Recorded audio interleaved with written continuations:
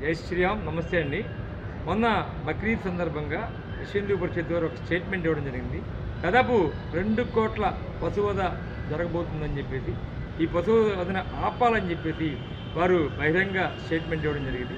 అసలు ఈ గోవుల్ని ఎలా కాపాడాలి, అది గో వినిమయం కానీ గో ఉత్పత్తులు కానీ మీరు గోవుల్ని గౌరవించాలంటారా, గోవుకి దానం ఇవ్వాలంటారా? దీని మీద పూర్తి విశ్లేషణ ఇవ్వాల్సిందిగా కోరుతున్నాను. జై గోమాత. మనము గోమాత అని చెప్పేసి మాట్లాడుతూ ఉన్నాము. ఈ గోవుని కాపాడుకోవటం ఎలా అనే దాని మీద మనల్ని అడగటం జరిగింది. పట్టణంలో జీవించేటువంటి మనము గోవుని కాపాడుకోవటం ఎలా అంటే, గో ఆధారిత వస్తువులని మనం ఉపయోగించడం ద్వారా ఒక్క ఆవు కూడా కబేళాకి పోకుండా మనం కాపాడే ప్రయత్నం చేయవచ్చు. గోవు నుంచి మనకి ముఖ్యంగా వచ్చే ఈ పాలు, గోమయం, గోమూత్రం.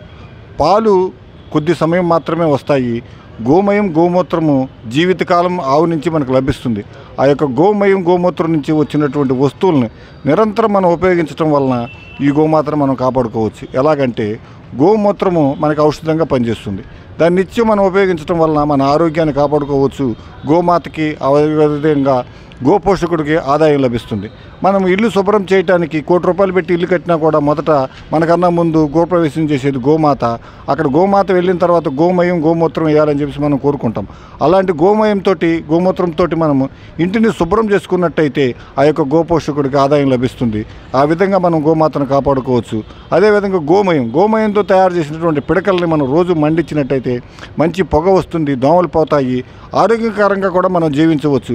ఈ రకంగా కూడా మనము గోమాతను కాపాడుకోవచ్చు. అదేవిధంగా మన ఇంట్లో పెరట్లో మొక్కలు పెంచుకుంటాం. వాటికి యూరియా కాకుండా గోమయంతో తయారు చేసినటువంటి జీవామృతము, ఘనజీవామృతం ఇటువంటి ఉపయోగించడం ద్వారా మొక్కలు పెరుగుతాయి, మంచిగా ఆహారం లభిస్తుంది.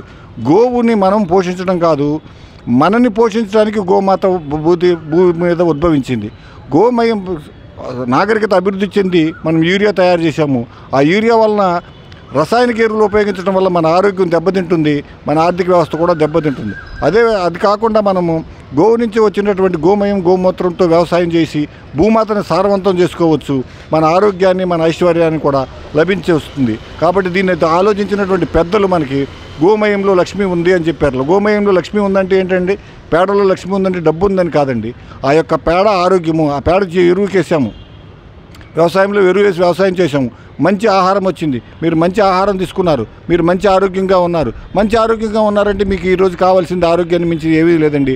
అదే మీ ఐశ్వర్యము. ఆ ఐశ్వర్యాన్ని ఇచ్చేది ఆవు పేడ మాత్రమే.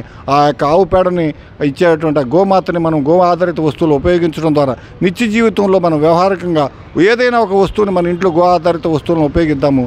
గోమాతను కాపాడుకుందాం. జై గోమాత.